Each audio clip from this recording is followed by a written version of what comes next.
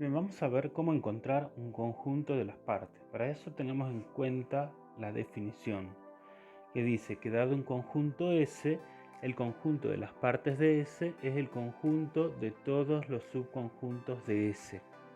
¿Sí? Recordemos que un subconjunto, si yo tengo un conjunto A, B es un subconjunto de A porque está contenido en A. ¿Sí?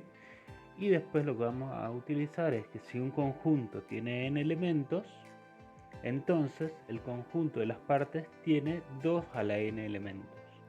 Veamos un ejemplo. Entonces queremos saber cuál es el conjunto de las partes del conjunto A, que consta de 3 elementos que son el 2, el 3 y el 4. Primero, para saber cuál es el conjunto de las partes necesitamos saber cuántos subconjuntos va a tener. Recordemos que, como dice la definición, el conjunto de las partes de S es un conjunto de subconjuntos.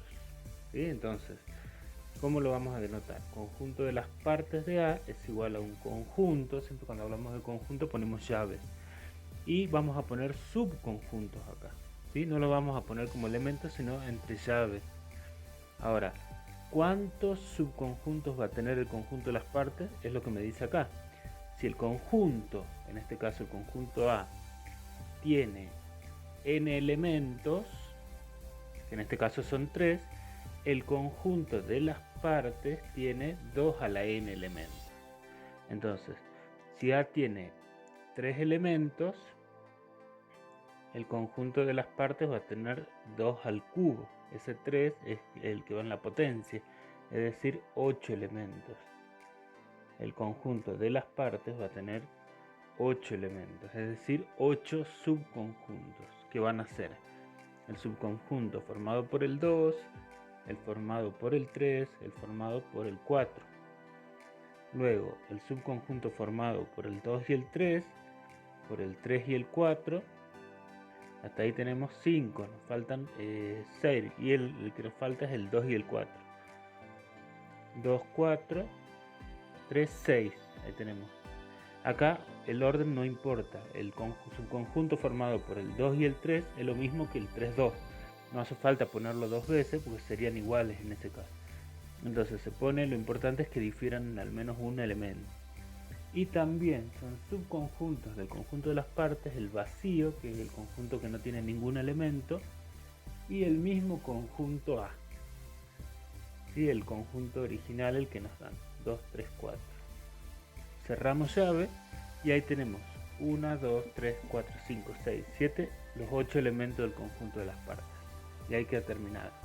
Ahora vamos a ver otro ejemplo. Bien, ahora queremos saber cuál es el conjunto de las partes del conjunto B, que está formado por estos 4 elementos que son las letras A, B, C y D. Entonces, como tenemos 4 elementos, el conjunto de las partes, que va a ser P de B, va a tener 2 elevado a la cuarta, es decir, 16 subconjuntos que van a ser los elementos del conjunto de las partes, que son estos 16. Entonces aquí tenemos el conjunto de las partes, que son 16 subconjuntos. En primer lugar formamos un subconjunto por cada miembro, luego de A2 y de A3. Importante es que dos subconjuntos no tengan los mismos elementos, siempre tienen que diferir en al menos uno. ¿Sí?